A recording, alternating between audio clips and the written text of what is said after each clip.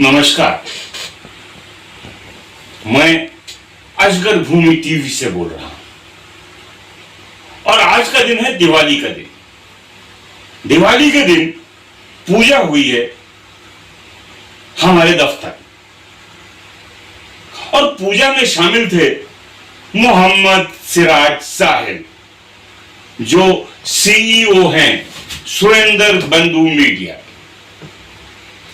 हम इनसे बात करेंगे दिवाली पर, पूजा पर और इस मौके पर।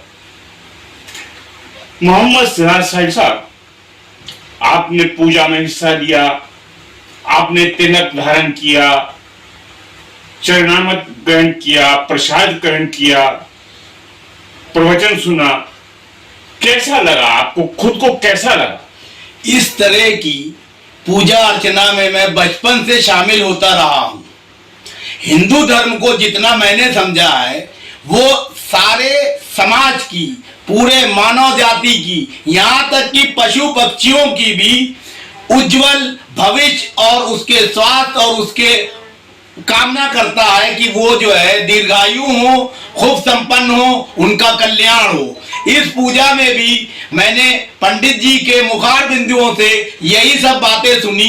कहीं पर पूजा के दौरान ऐसा एहसास नहीं हुआ कि किसी दूसरे धर्म के मानने वालों के खिलाफ कोई एक रत्ती भर शब्द भी इस्तेमाल किया गया हो। पूरी मानव जाति के कल्याण की दुहाई देते रहे अपनी प्रार्थना के दौरान पंडित जी।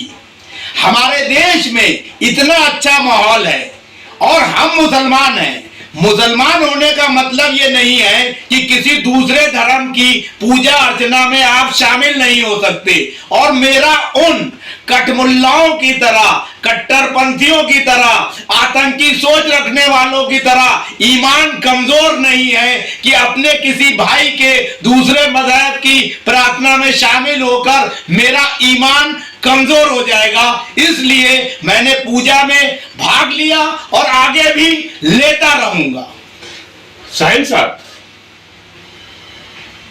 बहुत कहावतें हैं, कहानियां हैं, बड़ी बड़ी ऊंची ऊंची बातें करने वाले लोग हैं कि साहब जो मुसलमान है वो तिलक नहीं धारण कर सकता।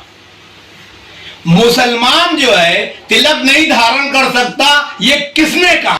हमारे पैगंबर जो सबसे बड़े जो है हमारे पैगंबर माने जाते हैं हजरत मोहम्मद सल्लल्लाहु अलैहि वसल्लम, उन्होंने एक गैर मुस्लिम को मस्जिद में प्रार्थना करने की इजाजत दे दी थी, जैसा कि मुझे ज्ञान है। तो पॉजिटिव चीज ये कटमुल्ला क्यों नहीं प्रसारित करते हैं? जब एक गैर मुस्लिम मस्जिद में बैठ के अपने भगवान, अपने ईश्वर को याद कर सकता है, तो फिर हम किसी हिंदू भाई के साथ मंदिर में बैठकर या उसके ऑफिस में बैठकर पूजा में हिस्सा क्यों नहीं ले सकते?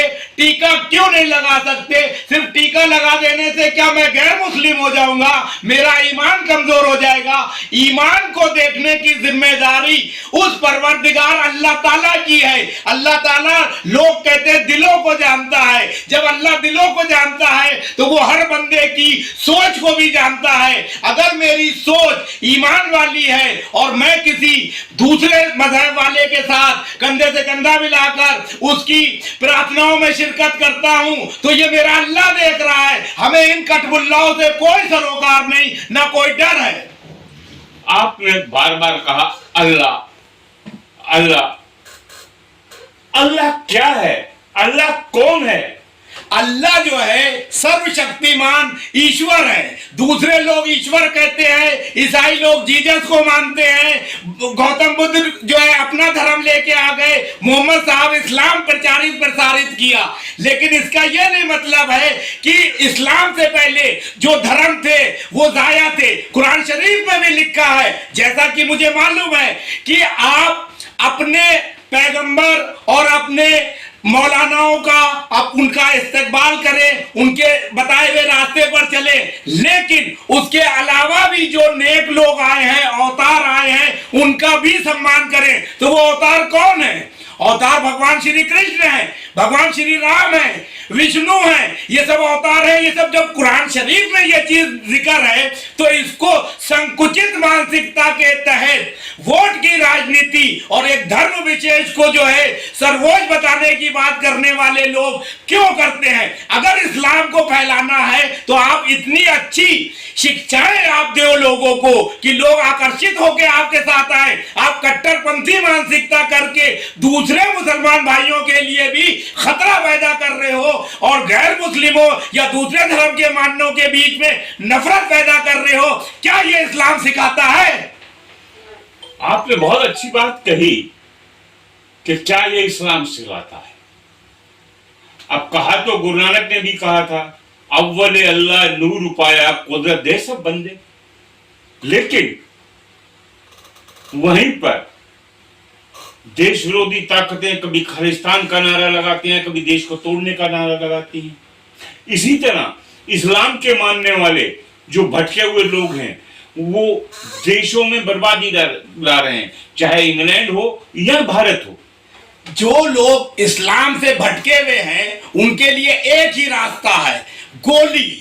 उनको जो है गोली का इस्तेमाल करके नस्ते-नाबूद किया जाए, क्योंकि उनके रहते हुए इस्लाम की मूल भावनाएं और शिक्षाएं भी बाधित हो रही हैं। उस पे एक तरह से कलंक लग रहा है कि क्या यही मोहम्मद सल्लल्लाहु अलैहि वसल्लम ने इस्लाम सिखाया था? इस्लाम का मतलब है, लोग कहते हैं जिहाद कर रहे हैं। अरे जिहाद अपने ऊपर पे करो, जिहाद अपने नफ्स पे करो, जिहाद अपनी ईमानदारी पे करो, जिहाद अपने व्यापार पे करो। हराम के पैसे कमाने के लिए, राजनीति में आने के लिए तुम किसी गैर मुस्लिम के पैरों में चले जाते हो, ये ईमान है तुम्हारा? मैं सैकड़ों ऐसे नेताओं और व्यापारियों को जानता हूं कि जो अपने आर्थिक लाभ की खातिर किसी भी धर्म के मानने वाले के चरणों में चले जाते हैं, नतमस्तक करते हैं। तो उनके ईमान से मैं अपना ईमान मजबूत समझता हूं कि मैं अल्लाह के आगे, किसी के आगे अल्लाह के अलावा नहीं झुकता हूं और दूसरे धर्म के लोगों का भी सम्मान करता हूं।